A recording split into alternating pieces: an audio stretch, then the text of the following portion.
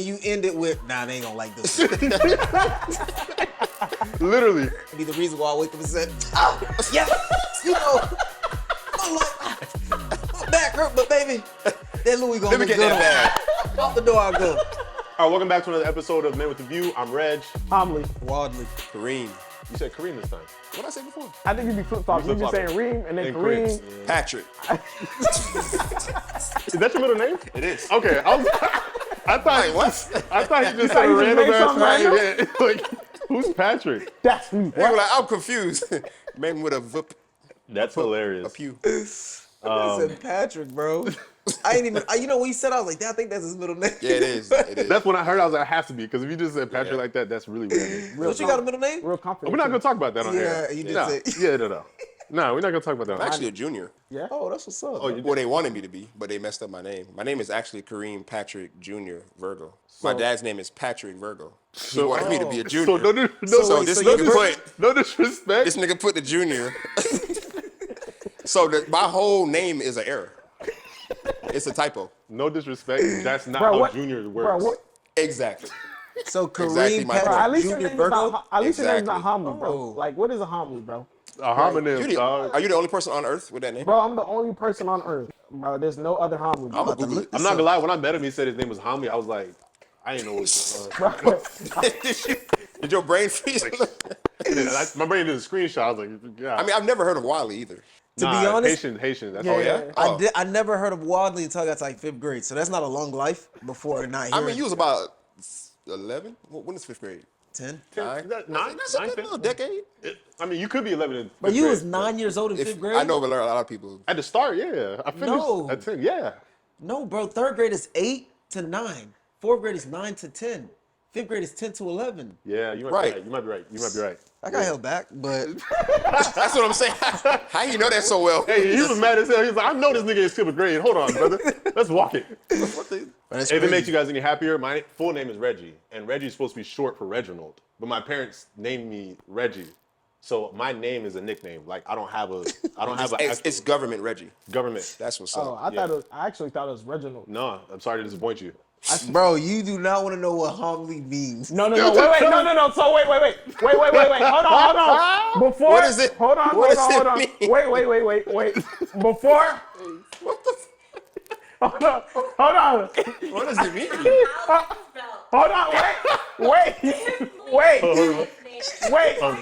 Wait. That's a typo. That's Wait. not spelled right. Wait. That's not spelled right. That's not. Hey, in his defense, it's Yo, what? hey.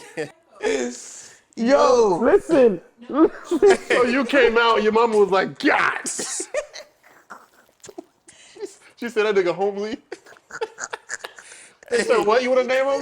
He's homely. He almost say take him home. Oh man. Okay. Yo, hey, shout out to your wife though, boy. She was ready to get the pay for you, bro. Yeah, Brittany said, hold on. No, word. She said, wait one, got Spell it. Listen. Wow. My name is spelled Homely. Correct. That definition is spelled Homely. So I'm safe. That definition does not reflect my Does not name. apply to you? Safe. But I don't know what my parents were thinking though. Like my mom Yeah, me told neither. me. You need to ask them though, for real. That needs No, to be a I've conversation. asked them. My mom told me my dad just came up with it. I'm not gonna lie, Haitian men love naming So their jits. I have just random no stuff. idea what it means or where it came from. My mom just said he just came. Right. He said he just came up with it. And So she co-signed that shit. she co-signed She it. did co-sign it. Yeah. I remember when I was younger, bro. I used to always I told my mom when I grow up I'm gonna change my name. Word. She used to get so upset, like really upset. Yeah. So I've embraced it now. Nah, bro, you the only homely in the world. That's true, because I looked it up. Google better didn't even own spell it that. right. Dang. That's crazy. Hey man, I say this all the time, but I miss y'all boys. Stop. I'm gonna put a bunch of clips. You should. Of Reggie's You should. just saying that. It's gonna be the same every single time. And then us just looking at him. Yeah. Like it's Never saying it back. I don't think you guys have said it Hey, back. we never say it back. I think no. We just be like, uh-huh. No, I think the last, Yeah. the last episode, I think we mentioned. I think we did.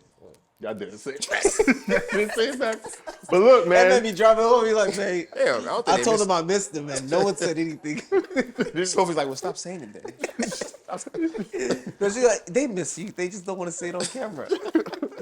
But look, man, I say this a lot too. It's been a minute since we filmed, but I think we addressed it last time we shot. We just got a lot going on, man. A lot going on. And I know we was chatting about it in the group message earlier about not getting discouraged and things like that. I guess for us, going through this, I feel like it was, or me, while I was kind of expressing, when you're doing something like this with 4 people who all have different businesses and careers and family life things going on, it can be very hard to make stuff happen. And I think our audience gets to see that real time with us, with the delays and how we've been releasing content. But we felt like, and maybe I'll pass it to Walt if you want to kind of take it home. But we feel like this was a good opportunity to kind of encourage you guys as well, even in the midst of our what we're going through. So I don't know if you wanted to add anything to that. No, yeah, man. It's like you try to do a podcast and you realize like how busy you get. Like doing this podcast, you realize how busy us 4 are, and it's like we could just never get aligned, unfortunately, on the same schedule. So like in my mind, I'm like, do we really got to do this? But then it's like we hear the feedback and we thank y'all for the feedback. Like, yo, this is dope, man. Like we need this content. Why'd y'all stop posting? Y'all need to keep posting. And we realize it's bigger than us. And anytime you're doing something with a lot of people, and that could be in business or anything, it's like you realize that the more people you have, the harder it's going to be to do something sometimes. Yeah. Right. It's a pro to it and it's a con to it. The con is like if everybody's not around, then like you don't want to go on without a person because then it's like, hey, this is something we all started together, right? Yep. It's a missing piece. On the other side is like it's a blessing to be around y'all 3, because it's like everybody brings something else to the table. So that was perfect, bro. Yeah, and to put the cherry on top of that is just like if you're doing something, you're pursuing something, and you're having roadblocks, you're having hurdles. Those things aren't there to stop you. It's just for you to learn how to get around them. Yeah.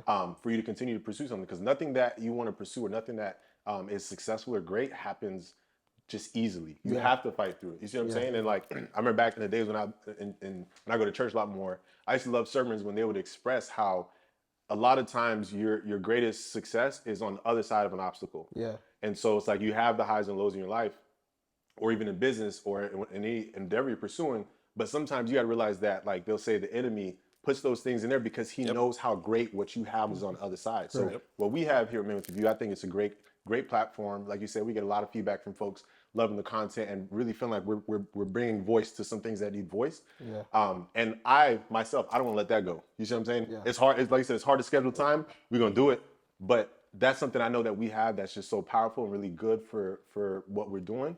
And I can't let that go. We can't let that go. So that's why we keep it up. And that's encouragement to you guys.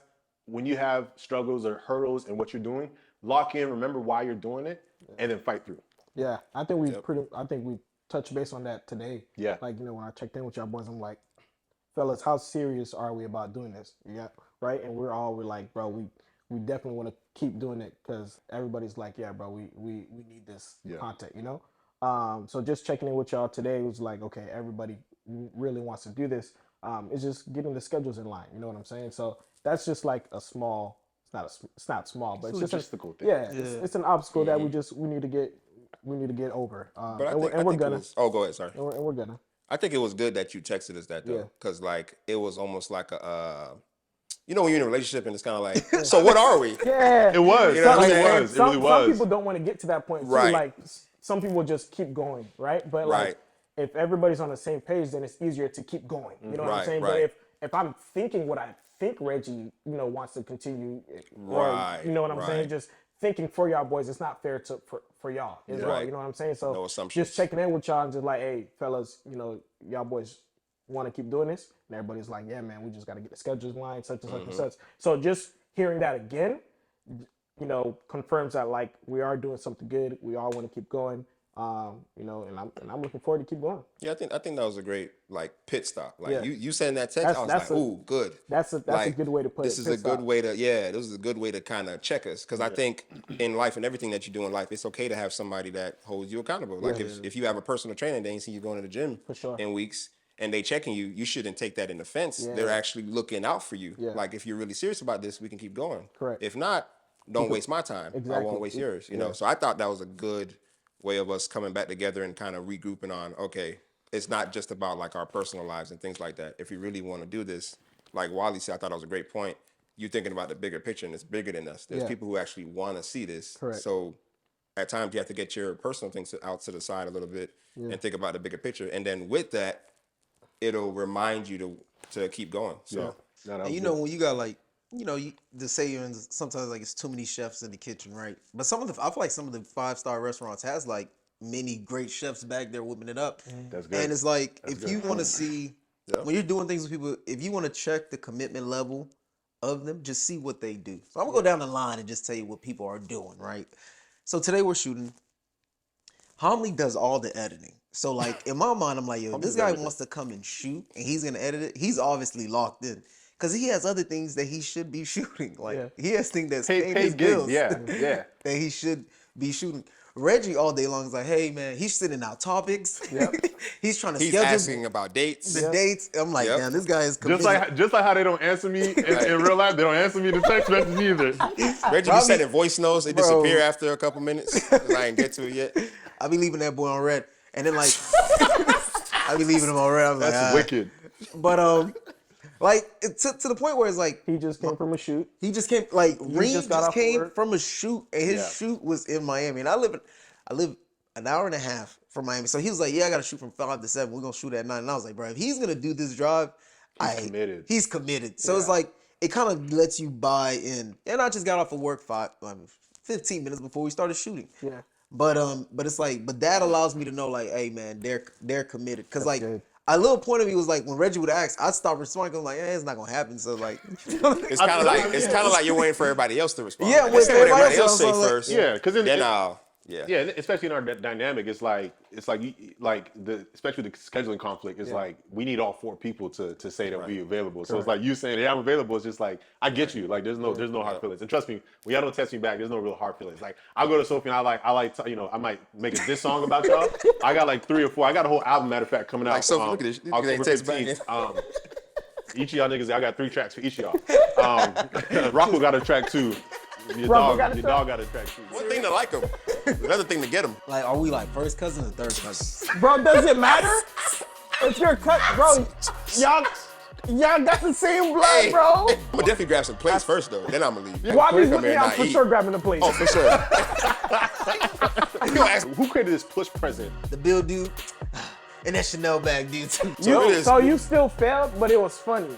All right, welcome to another installment of the group chat segment. This is a segment where we're just giving you a little bit of a preview of what goes on in our group chat. So remember, if you have something funny like a tweet, a random scenario, a question from your actual life that you want featured on the show, send it to us, DM it, email it, whatever. Get it to us, and you might be featured on the show. You got some heat today? You know. You did. Well, he was he was 1 for 4. On the tweets? Yeah. It was 1 for 4. 1 for 4? 1 for 4. And that one wasn't even his. So you the Blade one? Yeah. Yeah, that wasn't even yours. So you still failed, but it was funny. Right. It was a funny failure. I'm gonna be honest, bro. We would love 4 for 4. I've lost sleep over my lack of funny tweets. I got an album of like 98 tweets. I'm not even lying to you. I got an album, and this morning I went through every single one of them. I was like, nah, they're not gonna laugh at that. Nah, and I'm crying laughing the whole time. I'm like, this is so funny. I think your tweets are funny, bro. You don't though. I do. I be laughing on the inside. Yeah, on the inside. Yeah, I be like, so when you're reading them, like you're busting out laughing. I'm dying. Then you end it with, nah, they ain't gonna like this. Literally, I'm like, these boys not gonna laugh at it. Y'all humor just dry, bro. Y'all not, whatever. Anyways, I got something. So this is a tweet, but this isn't a funny tweet. Like this is for. I just want to see what you guys think. Okay. So again, my wife sent this to me. Like I said, most of it's Sophie. All right, Sophie. So this guy, his name is Nick the Love Coach. This is what he tweeted, and it got featured on like Spiritual World or one of them IG pages. Marrying a spoiled woman that expects a lot of luxury from her husband is actually beneficial to us as men because it would apply pressure on us to work harder and achieve more in our professional life. Also, the more a woman is spoiled, the more she will blossom, which will then have a positive impact on you because every time you come home, you see a beautiful, contagious smile that will make you forget all the stresses at work. Your kids will also see the happiness and love between their parents, which will set their standards higher. What in the chat GPT? Bro. That was fantastic. That was this guy's perspective on marrying a spoiled woman. He's saying that marrying a spoiled woman is beneficial because it puts pressure on the guy to perform, to make money. You guys agree with that? I think that's a great perspective because, like, it's nothing wrong with a woman loving finer things in life. And then that makes you as a man a little bit better. Maybe you as a man didn't have your standards as high, and this woman comes into your life and kind of elevates your perspective. Okay. Or you know what's funny? When my wife sent me this, I was like, we gonna be split right down the middle. We gonna be split right down the middle. I immediately thought. Bro, here's my thing, bro. I immediately thought of that Dave Chappelle gif with the money. Behind man, why? Like, bro, what? I do not need a woman to motivate me. I should be able to motivate myself. Yes, I need to do better for my wife. I need to do better for everybody around me. Yes, my family. But dude, like, my wife wanting a Louis Vuitton purse can't be the reason why I wake up and say, oh, yes, you know, I'm like, my back hurt, but baby, that Louis gonna look good on me.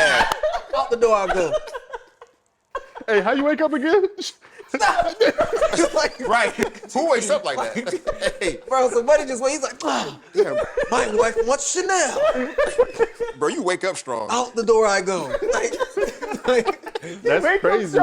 He wakes up strong. Bro, wake up working out, guys. Bro, but I mean, nah, but he's not completely wrong. I see what he's saying. Yeah, but that's where like I see what he's saying. I get the vision, but it's like also it's a question of like what are the finer things? Like how are we defining luxury? Because like for some people that's not a practical reality. Yeah. Like if you like for instance, if you don't have a career where you're able to earn six figures, able to make a lot of money, and you're for instance you're making, you know, let's call it 50 grand or something like that, right? And your wife's like, she's like, I want to go to Cabo this weekend. Yeah. Right. Brother, you don't have the funds. You see what I'm saying? Like, so what is that man supposed to do in this type of scenario where he marries or he's with somebody who, you know, what is he supposed to do?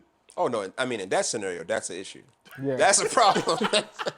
that's not good. You just pretty much gold digging in a way at that point. Yeah. Because that's what, like I said, I get it. Like it's funny because I felt like I knew who was gonna say what, but I get the perspective of when, like, even for me, like I know that I want to achieve certain things for myself and for my wife and for my kids. Absolutely. So that definitely keeps me going. Absolutely. 100%. But like as the sole motivating factor, or no, there's no way. I don't think for me that's the sole motivating factor. I do love seeing my wife happy, but it doesn't always have to be about luxury and driving the G-Wagons and all that stuff. Right. So I think there's levels to it. Like Brittany does make me, seeing her happy. It doesn't have to be a Louis Vuitton bag. It could be the smallest thing, like we just sitting on the couch watching a movie or something. You know what I'm saying? Right. That makes her happy. You know, that's for her. I think that's considered a finer thing in life as well. Like she just quality time. Yeah. You know what I'm saying? So I think there's levels to it. But think about it. Like, think about your job though. Like, think about how stressful your job is, right? And think about like you're not performing. And as you're not performing, you like, bruh, the bill due, and that Chanel bag due too. like it's just sitting in the cart. So you walk in the house, you like, well, you know that cart that bag been in the cart for 3 weeks now. Like, and you're like, well, you know, I ain't got no bookings coming in. I ain't made no money yet. Like that's sick. And now you feel like you got to work harder, bro. Like, and that's not good because now you about to be a whole slave to your job or your business or whatever because you feel like you're not living up to these standards. It can put a lot of pressure on the guy, and that's how they be.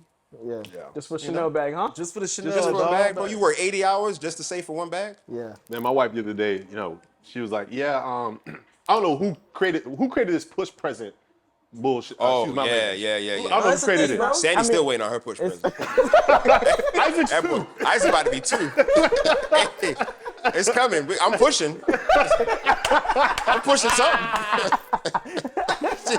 No, but look, like I would love, if I had all the resources in the world, I would love nothing more than to be able to douse my wife with gifts for carrying and all that stuff, right? Absolutely. So I get it, but she was joking. She was like, "Yeah, I want a Chanel for my my push present." And I was like, "You want a Chanel? You want a house? Because we can. It's either or, maybe. Like I love doing that, giving the perspective. Yeah. I'd be like, you want to like eat tonight or air conditioning? I do think it matters, like in that dating stage, what kind of women that you're pursuing. That's true. You know, Like, are you pursuing just a woman that just likes those materialistic things? I would say again, like my wife loves those bags, but it doesn't drive her day. You know what I'm saying? Exactly. So like I think for certain people that works. For us in our relationship, I don't. Yeah. In our marriage, it doesn't work. Like It doesn't drive the relationship. Nah, it does. Yeah. I don't think Brittany needs a Chanel bag Every single week. She would love it. Of course. But I'd it's love to not get her a going to big be like, closet. she's not going to leave me if she don't get a Chanel bag. Yeah. And there's nothing wrong with liking material things. I like material things. for You sure. know what I mean? Me too. I like It's material. one thing to like them, another thing to get them.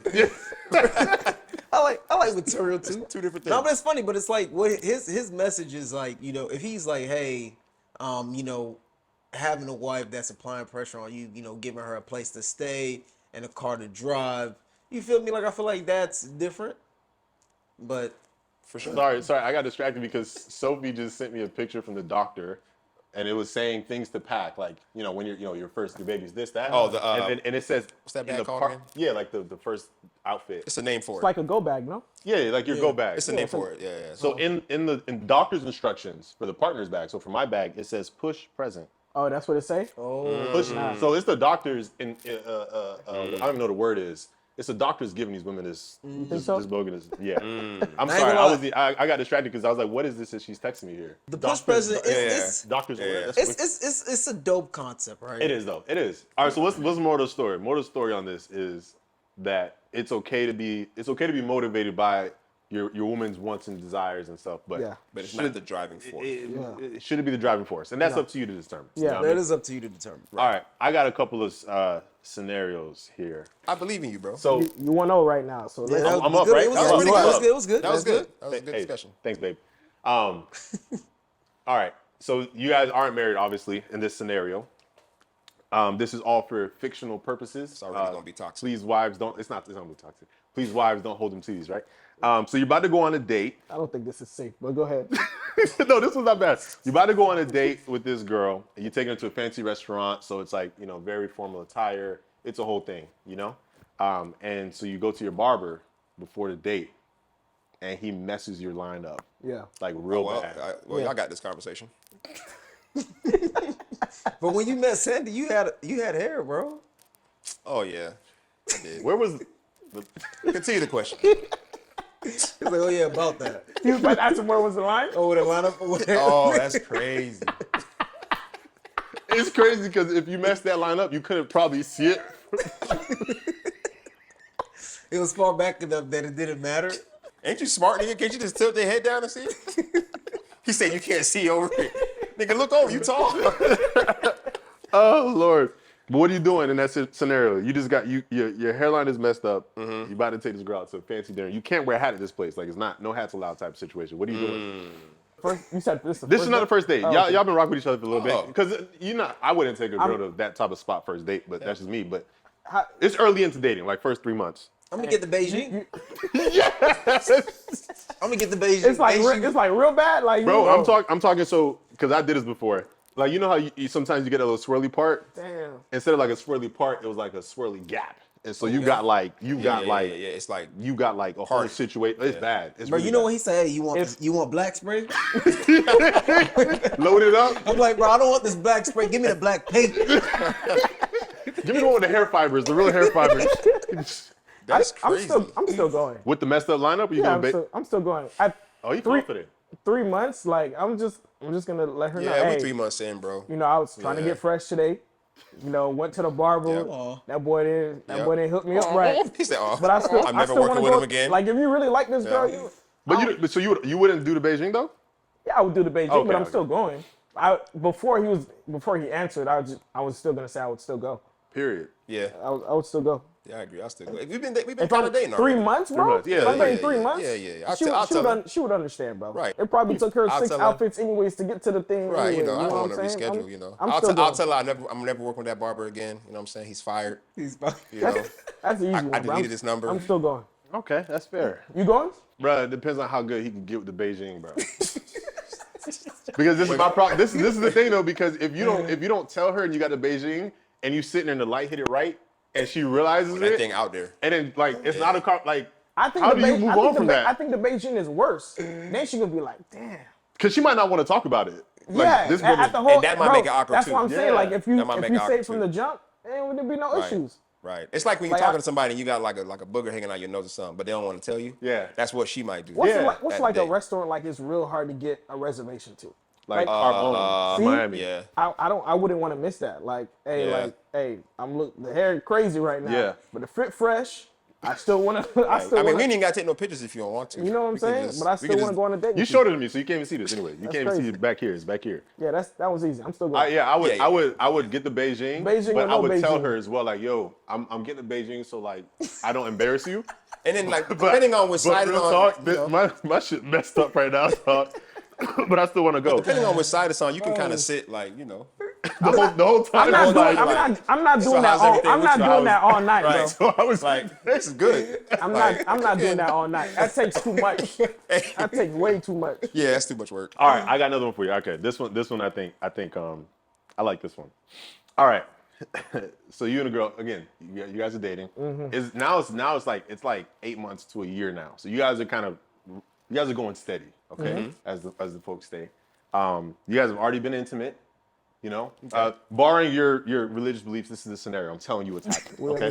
I know you like Jesus, but but you know what? Let's go ahead and we're gonna skip that. Pulling part. him out of the equation, brother. You guys have already been intimate, everything like that. Okay, so you guys really like each other. You guys go together to her a family function, to her family function, and you see your uncle. And so you find out she's your cousin. Oh God. Oh my goodness. Game of Thrones. What would you do? I mean, you've had relations with your cousin. This might have been a question we had to prepare for. Yeah. You sound quite a guy. Right. Commercial break. Who tells us? Our uncle, my uncle tells me that we're related. Or let's say like this: like nobody really tells you, but when you walk into the function, you put two and two together because you see your uncle and you see how he's interacting with the family. Like, oh, nobody came out and said, "Oh, y'all are cousins." Like nobody said it to you, but you realize, oh snap, both y'all realize we're cousins. Honestly, like are we like first cousins or third cousins? Bro, does it matter? If you're bro, y'all got the same blood, bro. Bro, we all got the same blood. It just depends on how far deep down you go down the line. If you want to take it that far, he's being practical, guys. No. That's what I'm saying. If you want to take it that far, that is correct. 15th cousin. No, I'm leaving the party. Number one. I mean, first of all, it already happened. So no, I did. It happened. It happened. Right there, I'm leaving the party, and I'm gonna send her a text right there. It's over. Period. It's right over there. with your cousin. Hey, cousin. Hey, cousin. I see you at the next family reunion, but it's over. It's over. That's wicked. So you're leaving a function. I'm leaving. You gonna leave no the function? closure. Would I leave? You're not even calling her to say it's over. You're texting her. Yeah, I'm texting. She like, see you later, cuz. What up, cuz? Would I leave? Because at that point, when I leave, I'm like, I think I'm upset. Yeah. At who though? Yourself? At myself. I mean, like. But you ain't know.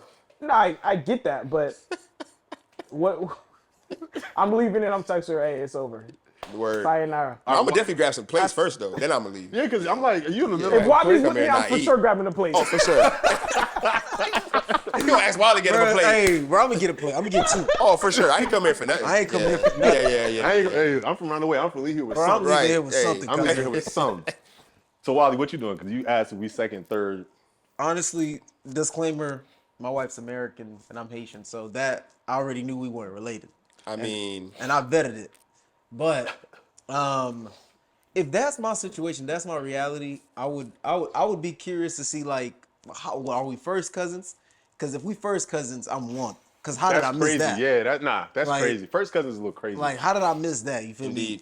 I should know all my uncles and aunts' kids. Right. Yeah. But if we're not first cousins and we're like third, fourth cousins, then like it's still over. But it's like so it's over. You're curious to know about how you missed it. Yeah, like I'd want to know how deep down the line. Let's say third cousins. Third cousins. Okay, it's still over, but I'm finna get my 2 plates. Like we eating and we vibing, but like for sure. But it's at the end of the day, it's over. It's crazy, I would actually be like, yo, just act like it never. Yeah, I would. Yeah, exactly. I would. Same thing. It never happened. That between us. I probably won't even leave. I would leave, vibe bro. out. I wouldn't even leave. That's what I'm saying. I just vibe out. I think I'm a vibe person. That'll throw out my whole. That'll throw it off. But your family is there too. They looking for you.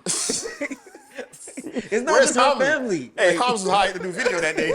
Like, hey, I can't. Yeah, I think I make some kind of excuse. Yeah, I'm not. I can't stay, bro. No. I would throw up on the spot. I just like as soon as I find out, I would throw up in front of everybody. Like I'm going home. I'd be so sick, bro. Yeah, I'd probably be a little. I'd be so sick. I couldn't stay, bro. I'll be having dreams. I'm going home, bro. I would have to be gone, bro. With a plate though. With a plate. Immediately, bro. So hold on. So what are you doing though in a situation? Oh no, I'm gonna be disgusted, like sick. Yeah. I'll probably stay. I'll probably avoid that person, but I'll probably hang out. How? Stay around. All right, but now the question. You know what I'm saying? Now it's gonna get real though, because now it's only you two that know, right? Everybody said we're not gonna be together, right? Yep. There's only you two that know. But let's say the intimacy was just great, guys. It was good, bro. It don't matter. And Bro. I don't care. She hit you up. And said, look. No, bro. All of that goes out the window. Bro, as soon as I found out right there, bro. I don't care if everything I out the don't care window, if bro. the stars was Third cousin in the sky and we met. That's the third cousin. Hey, Third. I don't care. Bro, I don't care if it was bro. ocean breeze in the background. bro, I'm good, Nothing. man. Out of there, bro. Okay, so pretty much it's a done deal for you guys. It's not happening, bro. All right, I got one tweet. Okay. Oh, you do have a tweet. Okay. I'm just gonna read it. Okay. Okay. Sure. And we'll just see how it goes. He's 2-0. I'm 2 Yeah. Solid. Well done, bro. Solid. 2 or 3. That was I gave you 2 what we could do, didn't I? Give you my credit, nigga. You said he's 2 That 0. Was that 2 or 3? I gave you the tweet, the cousin situation, And what else? and going on a date with the barber. Oh, that's 3. Oh, 3 right, and 0. right. Well 3-0. done, bro. Give me my credit. Good job. Alright. Good job, bro. Let's get it. You saw how quick I. Let me get my other point, brother. You know what? I'm up right now. I'm gonna quit while I'm up. Folks, that's it for the group chat segment. This tweet, I can't rule. This is the first, guys. You This know is the it's first trash. time. You know it's trash. Yeah, that's how you know. It was terrible. It was Not good at all. It was terrible. It was bad. It was bad. Thank you for tuning in. Again, if you have a tweet or what would you do scenario, your real life situation, whatever it is, send it in to us and it might get featured on next episode. Man, so the other day, I was at a birthday party. I was with my brother and his kids, and there was a bunch of kids. I had my niece and nephew there. Or not my nephew, but whatever. A bunch of kids there. Anyways. And so we're sitting here watching all the kids play, and me and my brother was taking a wager. We're not betting addicts. I promise we're not. But there was This sounds hilarious. my brother knows his son very well, and he looks at me. He goes, I guarantee you 2 things are gonna happen before we leave. He's gonna find a new friend, and he's gonna break something. And I was like, I don't know if it's over the under, but anyways, we were just joking about it. And as I'm watching these kids, I'm uncle, and it's just such a different experience being on this side, right? With with your nephews and your nieces. Yeah. And I'm seeing because kids throw tantrums, they do all these things, and I'm seeing how we interact with kids and how it was for us growing up. Yeah. You know what I mean? Like, remember back in the day, like for us, you go into somebody's house. I'm Haitian. My mom will sit me down and say, hey, you're not thirsty. You're not hungry. You don't have to pee. You don't have to. They ask you if you want something. No. You know what I mean? Same and nowadays, it's like us being the adults, I feel like, sometimes we're offering different experiences to our kids. Yeah. And as I was watching that happen at the party, I'm looking at me and my brother now being the adults, me and my wife now being the adults. I'm like, man, I feel like it's just such a different world when you're on the other side. So I guess the first question I have for you guys was like, when it comes to how you experience childhood and now, getting into the age where we're starting to have kids and stuff like that, like what are some experiences that you had that you want to give your kids? Well, I think one is that my parents made sure that we got to see a lot of the world. Mm-hmm. So we did kind of travel a lot and do a lot of different, like literally every weekend we was doing something. Yeah. So I think just exposing Isaac to different cultures, different activities, even at this age, will be worthwhile for him because I think he'll have more of an appreciation of life in general. And with that, he'll be more grateful, because, you want to be able to shower your kids with everything that they need. Yeah. But at the same time, you want to show them why they have everything they need. Yeah. So I think him going through a lot of different experiences, seeing all these different places, being exposed to all these different places at a young age, I think that's definitely something that I want to continue with what my parents did with me. Isaac got more passport stamps than I do. Bro, Isaac got like 12 passport stamps, bro. That's crazy. But he ain't gonna have nothing for a while though, because he about to turn 2. it ain't free no more. So you had a good run, buddy. Hey, did you ever y'all ever thought about like lying and saying like he had a different age so he can fly I free? don't like to lie, bro. But you got to pay for a whole seat for him. You have to pay for a seat. Yep. One or two. Yeah. That's crazy. Yep. All right. So since we didn't have answers for what experiences do we want to give our kids, what are some experiences that you had growing up that you want to make sure you don't give your kids? So I'll answer that because I have something that I want to give them, but it's along the line that I don't want to give them. Right. So like growing up, my parents like always had family in the house. They always was providing a place for them, for people that came through. Like they always provided a meal, gave them somewhere to sleep. So it's like, you know, you would just show up you come from school one day and your room is not your room no more. Yep. You walk in. Why is my cousin? It's cleaned up and the sheets are made and it's just like, what's going on here? And you look at your mom. She's like, well, you sleeping on the couch tonight. It's like, oh, and you sleeping on that couch for months, right? So that's so like I hated it. I hated that growing up, but I learned to, you know, you gotta give, you know, always be there for someone. Like, and looking back at it, I was like, yo, like my mom and dad house was a home base for a lot of family members that was just going through rough times. Either they just came from Haiti and needed a leg up, or either they was down bad and needed a place to stay until they got on their feet. My parents always provided that for them, and that's something that lets me it lets me be a giving person. Like my wife will say, like, oh, like you don't want to do nothing nice for yourself, and I'm like, cause I'm alright. Like I don't need nothing for myself. But it's like if it costs $10 for me to do it for me, I'm not gonna do it. But if it's for here's the 10. But that is something that my parents did that I would love to show for Karis without having the people take her room. Yeah. Right. Yeah. Giving in a way that they don't gotta take her room. So that's something I would not give up her room. And my wife, she ain't letting that happen anyways. I think back then I think their version of kind of like giving in one aspect was that like making sure like someone had a room to stay, even if it was your room for 9 months and you had to sleep on the couch.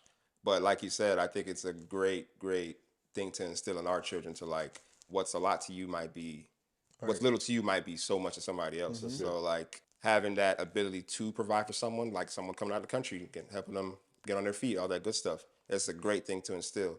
But he ain't gonna be in Isaac's room eating all his food, all that good stuff. There's other ways to incorporate them. I hated that too. My mom. Yep. My aunt stayed with us for a little bit. My uncle stayed with us for a little bit, and I was young at the time. I didn't understand until obviously I got older, and then I was like, man, I hated that. So comparing to what you were saying, I hated it too. The first few days it was okay. Like I was like, oh, it was kind of cool. Yeah, it's kind of cool. You want to go to the pool or something? I hated it all. I hated it all around because it was usually always in like the worst time too. Because I remember when my uncle came, bro. It was like I don't remember what time. I knew it was night, so I knew it was late. And then bro came all like loud and all this. I'm like, bro, I'm a kid. I'm supposed to be asleep. This man waking me up, and then 2 minutes later he's in my room, and I gotta go sleep with my parents. You know what I'm saying? So. As a kid, you really don't understand what's going on. You're like, okay, this is my uncle. He needs a place to be, right? But I think that also gave me the heart of to care. So I mean, I hated it as a kid, but I think it also taught me how to love, how to care, how to show respect, love, kindness, and all that good stuff. So I hated it, but I think I also learned something from it too. Was there any other experiences, like even when it comes to parenting styles, like growing up, all of us are Caribbean, so growing up, I feel like Caribbeans have a very specific way of raising their kids. Do you guys want, like for instance, I know Haitians, right? You got to go sit on your knees for a certain amount of time, or the way that spankings were used, the way that they talk, because a lot of Haitians, the way that they talk to their kids is be a little rough. You know what I mean? Macaque, shin, like monkey, dog, like so. Like some of those experiences are those things when it comes to the parenting style that you want to do, or like how do you feel about that from a parenting style perspective? Real quick, I don't think I'm gonna think I'm ever gonna be very like disciplinatory. Yeah. Especially like taps and spankings and all that good stuff. You ain't gonna spank them not once, huh? Never, never. Because my parents never did that to me. Never. Oh, okay. I never got a whooping. Yeah. So I figured like you turned out okay. I turned out pretty all right. That boy just twitched. I'm straight. But I mean, I think there's other ways to instill that kid having respect for you without you having to hit them. But again, I'm not against it either. Yeah. You know what I'm saying? A little. It's just not your style. It's just not my style. So when I tell her about my stories as a kid, she's like, I didn't have that. Brittany didn't get spankings. I got spankings. I got spanking with Whatever I can cable, find. bro. Weapons. Whatever my dad. The could cable find, was bro. the worst. I ain't gonna lie. The what? The Y'all got hit with cables? cables? Cable, Cords, bro. cords, yeah, dog. hangers, God, bro. man, Like, that sounds like your skin ripped off. bro. I mean, sometimes it was. I mean, it also instilled like fear too, bro. Yeah. Like, when you know you about to get a spanking, bro, like you gotta have everything like on So, lock. I'm sorry to cut you off, but like me and Sophie was talking about in the car. I was like, it's so tricky for me because it's like I don't want to be like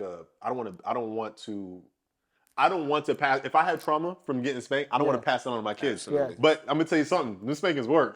This spankings work. Like if It teaches you not to do something again. because if I hear him ruffling through his Yep. closet for them belts, Yep. or I hear him, bro, your heart sinks to your Bro, brain. you You're like, like, For sure. So you don't do that again. I'm not a parent sure. yet, but I don't care what it is. I don't think I'm gonna spank my kids. I was just afraid of them yelling at me. I think there's levels to discipline. Like, I don't need to spank you to show you that I'm upset or I'm angry or I'm not happy with what you did. When I talked to Brittany about how she was disciplined, well, Brittany was a good child, so I don't know, That plays a big part too. yeah. But in my household, though, we got spankings. But when I have a kid, I don't think I'm gonna spank them. I don't think there's other ways to discipline your child. Yeah. Spanking is not what and mine is trauma. Like, it's not. There's no great. What's a great spanking? Like, bro, they were all terrible. They're all terrible, but I definitely deserved them. You say you know what I mean? They were terrible, but I deserved them. I ain't gonna lie. Bro, I earned that. Because I used to do it knowing that I was gonna get spanked anyways. I was like, You're like, I'm gonna get her. That's Anyway. the part, like, depending on the type of kid you have. Like Wally, he kind of needed that. Like, I was Right. like, I was quiet, bro. I didn't really. exactly. No, bother 100%, 100%. Some of the times I didn't need it. Like, it was a misunderstanding. Like, I remember one time I stayed back at school and just kept playing, and I needed to go do my passport photos. No one told me that. Like, if my dad would that's just very Haitian of him, by the way. very like if you would have just pulled me aside, like, hey man, I know you're supposed to be home at 3 and you like to come at 4, but I need you home at 3 because we got somewhere to go. I'd have came home at 3. How do you discipline Karis right now if she does something that she's not supposed to? I don't really do nothing to her. No? I just kind of raise my voice. Same. Okay. Pretty much. Cause she too, like, what she funny, Yeah. like, No, stop. yeah, like if you Hey. if I raise my voice loud enough, like sometimes she'll just start crying Yep. because she knows She's in trouble, She's like, in yeah. trouble. So, like, you feel me? And it's kind of different. I don't know. I think if I had a son, I probably would have been. I'd probably be way more rough. But in my mind, I'm like, I don't want her to be scared or anything like that. And I kind of want my wife to be the bad cop. So Really? yeah, I do. Look, I kind of want my wife to be the. She'll be like, "Oh, you're a pudding," and I'm like, "You supposed to be the cake or the rock?" I don't know. Yeah. Like, I'm just. And it's also like a father to a daughter. I forgot I was talking to somebody. They was like, yeah, like they're okay with spanking, but like for them, they don't spank their daughters because as a man, he doesn't even want her to conceptualize that it's okay for a man to hit the child. And so even when it comes to relationship between man and father and daughter, I can understand what you're saying. Like you kind of want Faith to be the authoritarian figure because you want to preserve that relationship that you guys have. Not that you're sacrificing Faith, but it's different mother to daughter than father to daughter. So Yeah. I respect that. And I kind of feel like when no is no, right? Yeah. Like hey, when it's time for me to be like, yo, hey, but she's a good child, and I hope she takes up after her mom and not me as a kid. Yeah. Because she has like she's luckily for us, like every parent is gonna say they have good kids. But for her, it's like she's a very well disciplined kid. Like if she doesn't want to, if you tell her no, don't do this, like she'll just start crying. She'll listen but be crying because she's like, I really want to go do what I want to do, but Right. you're telling me not to do it. So now she's just very well behaved and like she behaves to whatever adult like authoritative figure there is. She listens to them. I remember one time I went to go pick her up from my parents because she was on summer break like everybody else, and I walked in the house. And she just like, she was sitting down, she looked up, she was like, Daddy. And like, she did not like get up and run to me. Yeah. And in my mind, I'm like, why are you not up? But my sister told her that she needs to sit down because she's cleaning the floors. So she did not get up until I told her, hey, come on, it's time to go. And I was like, dang. And then when I got home, I talked to my wife. I was like, bro, she really like, whoever's the authority in the room and tells her, hey, do this. she listens. She listens. Yeah, so there's no like you said, there's no need to like be extra with it. She's doing what she needed to do. Exactly. That's really dope. When it comes to in this climate we're in now, like it's funny. So let me take a step back. There was one of my favorite things to recite. So one of the earliest forms or records of written language that we have, I don't remember. Google fact check me, it might be wrong, but it's still gonna make the point I wanted to make. It was over like I want to say 50,000 years ago, and it was a cave painting, and what it was translated to was this next generation is gonna ruin the world. So that's what they said 50,000 years ago, right? And so if you think about even us growing That's up, crazy. right? We've been doing this for 50,000 years, however long, and every time we always feel like the next generation is like, oh, they're so messed up. They're so messed up. But that's just I feel like that's just the way the world ebbs and flows. But for us here, growing up as millennials, Caribbeans in South Florida, we can see how the social climate is changing. A lot of stuff is changing, and a lot of people are like, man, this world is getting crazy. Like, what about what we're experiencing and what's going on gives you fears about raising kids in this current climate that's different than how we grew up? I think we were born in an interesting time though, because we're kind of like that gap between them hard working. I worked at Publix for 48 years to the everybody wants to be an entrepreneur, own a business, on social media, all that good stuff. So we kind of get to see the best of both worlds. But I don't. Just like you're saying, 50,000 years ago, people have been saying it. Oh, this next generation, I have no hope for them. I feel like this is the best generation to be in until the next one comes out, because they're going to have access to more things, higher technological advances. There's always going to be something that people are going to complain about that the new generation has that's dangerous, but then they end up evolving and excelling anyway. So I don't really see it as like history repeating itself. I think it's just a common thing that's going to happen for the next 50,000 years. People going to keep saying the next generation. And so you don't really, there's nothing in our social climate that's giving you fears about raising Isaac? Absolutely. Just for example, we was watching, what do you call that thing? I don't even remember the name no more. It's been so long ago since I cut it off. Sesame Street.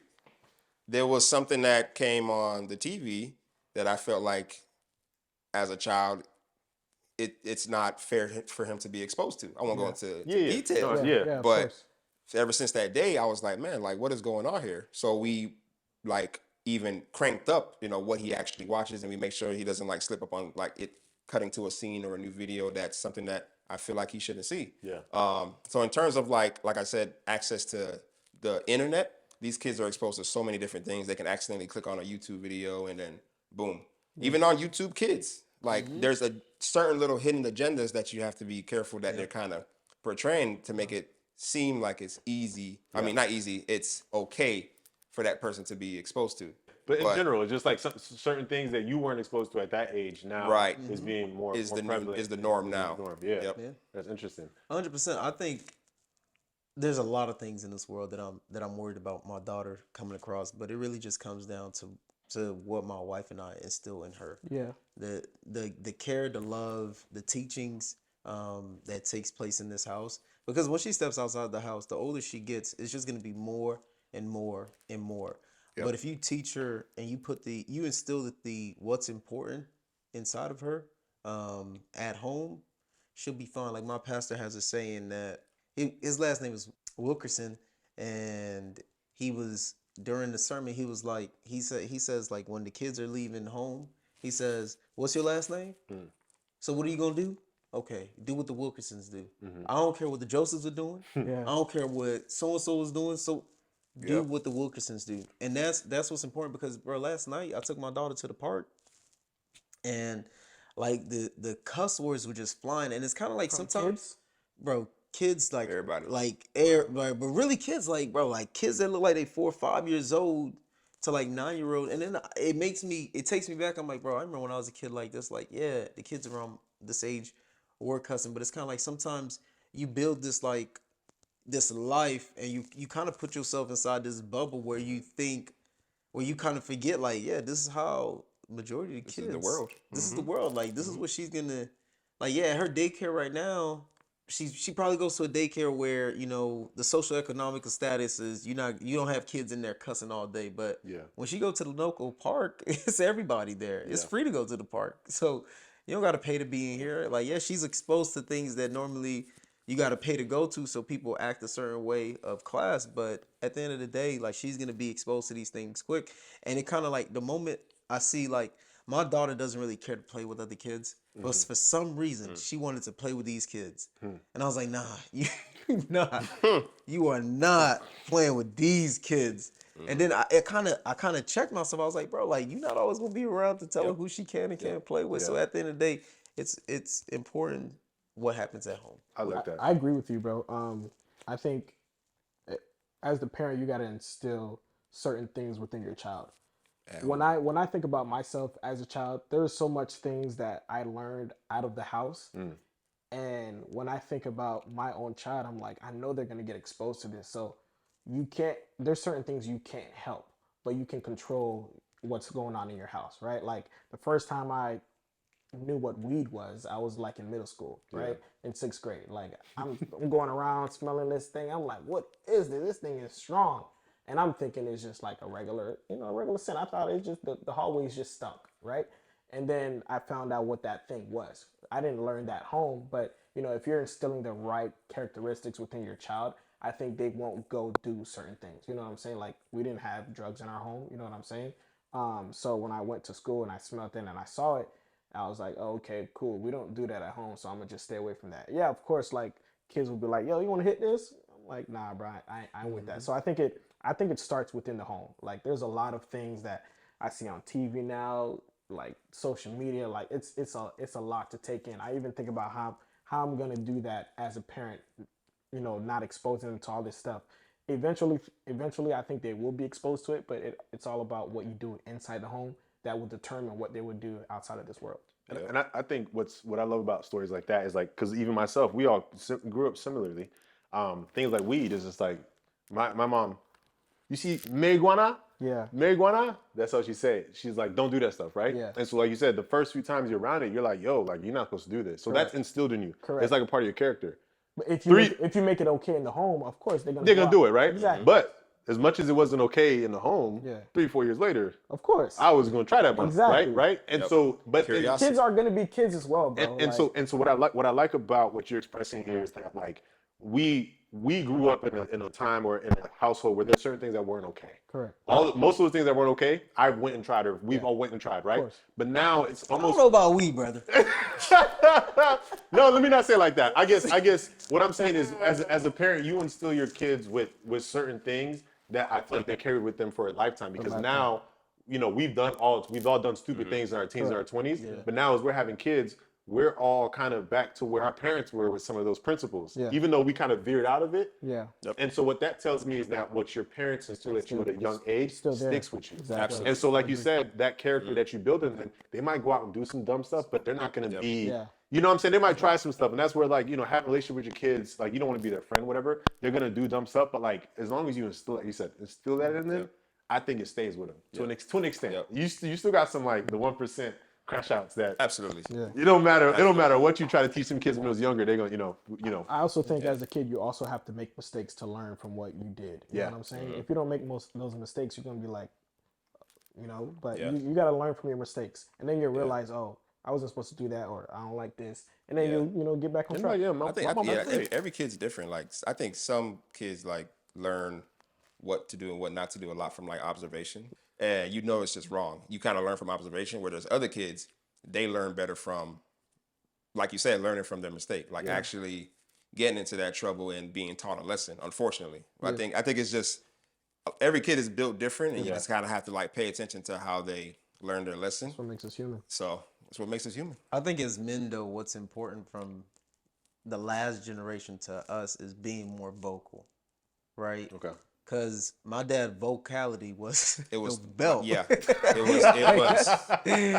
was the never. Man didn't give you much explanation. It was just like, hey, don't do this. You do it, I got the belt for you, right? The lessons were very straightforward. Very straightforward. Yeah. But they didn't teach lessons with their mouths. It was with their hands. Exactly. But I think as men today, you have to be more vocal, man, because I feel like a lot of the successful people that is our age and successful means coming from like a good background. Like their parents were very vocal and very gave a lot of examples, gave them a lot of experiences, as opposed to, hey, you know what? Don't just tell me don't smoke weed. Tell me why. Exactly. I wish my parents actually did that more. They just told me no.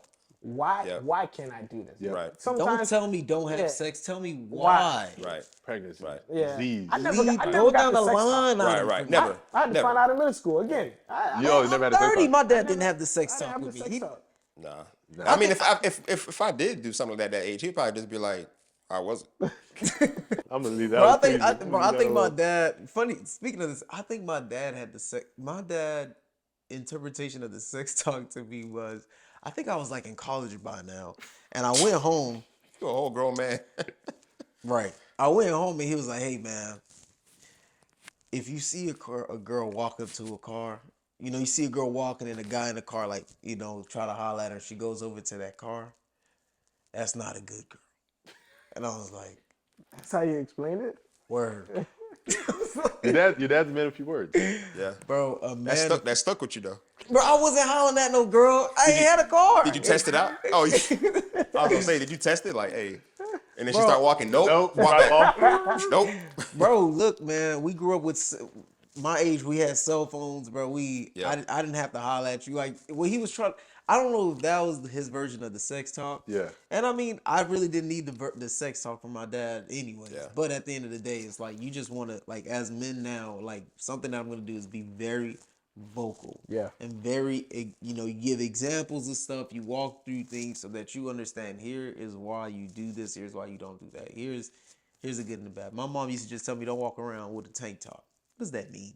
Right. Can you give me some context? Yeah, that's so patient. I mean, they created tank tops. Why can't I Exactly. wear them? Yeah. Don't get your hair braided. Why? I think to your question, like, what have your parents not done that you want to do now? That's probably, that might be like almost number one. I is agree. not being able to vocalize like how they're feeling, why they're telling you not to do something, their emotions. I knew, like, dang, they never really explained this stuff to me. So I want to make sure that Isaac gets that part of it. Yeah. full on conversations. It's not just going to be like, don't do this, don't that. I'm going to let you understand why not. So Because if your kid could come to you and be vulnerable from a young age, that'll be instilled with them. And as they grow up, they'll always be vulnerable. Yeah. They'll always be. So you can create that safe space for them. so we can talk. I love that. I love that. To me, there's so much more that goes into parenthood, or that we can get into. But I feel like landing on that was awesome. Like being able to have those conversations, those like some of those hard conversations, or things that you don't want your child to do, or whatever the case is. Instilling that in them, but in an angle where you're more vocal and expressing why.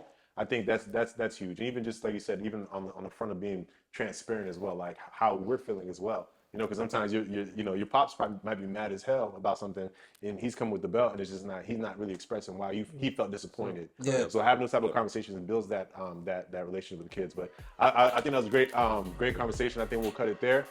Thanks again for tuning in, guys, and we'll see you guys next time.